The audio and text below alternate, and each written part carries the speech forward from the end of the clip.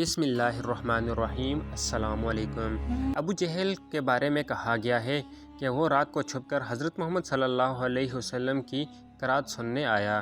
اسی طرح ابو سفیان ابن سخر اور احنس بن شریک بھی، ایک کو دوسرے کی خبر نہ تھی۔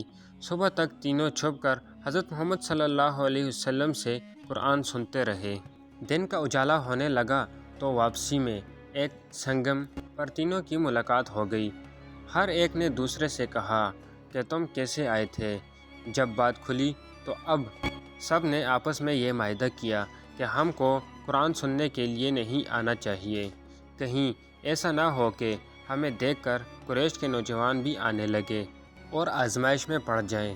جب دوسری رات آئی تو ہر ایک نے یہی گمان کیا کہ وہ دونوں نہیں آئے ہوں گے، چلو قرآن سن لیں۔ غرض یہ کہ صبح کے قریب تینوں کا سنگم ہوا اور خلاف معاہدہ ہونے پر ایک دوسرے کو ملامت کرنے لگا اور دوبارہ معاہدہ کر لیا کہ اب کہ نہ جائیں گے۔ سبحان اللہ! قرآن اور وہ بھی رسول اللہ صلی اللہ علیہ وسلم کی زبان مبارکہ سے، بھلا ان کو کب سونے دیتا تھا۔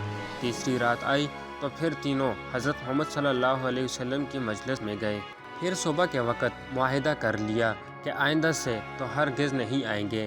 اب احنس بن شریک ابو سفیان کے پاس آیا اور کہنے لگا، اے ابو اللہ، تمہاری کیا رائے ہے؟ تم نے محمد صلی اللہ علیہ وسلم سے جو قرآن سنا، اس کے بارے میں کیا کہتے ہو؟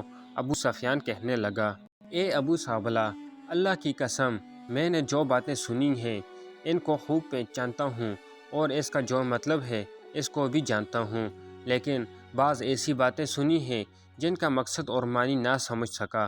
تو احنس نے کہا، اللہ کی قسم، میری بھی یہی حالت ہے۔ پھر احنس وہاں سے چل کر ابو جہل کے پاس آیا اور کہنے لگا، اے ابو الحکم، محمد صلی اللہ علیہ وسلم سے جو باتیں سنا، تمہاری اس بارے میں کیا رائے ہے اور تم نے کیا سنا ہے؟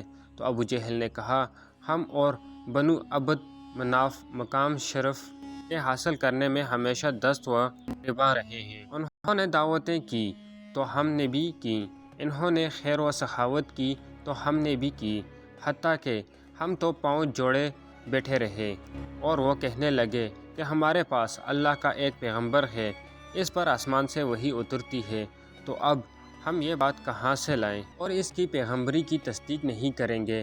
احنس یہ سن کر چلا گیا، افسوس کہ حق کو حق سمجھ کر بھی ایمان نہ لائے اور یوں ہی جھوٹی چودراہٹ کے تحفظ میں جہنم کا سودا کر بیٹھے۔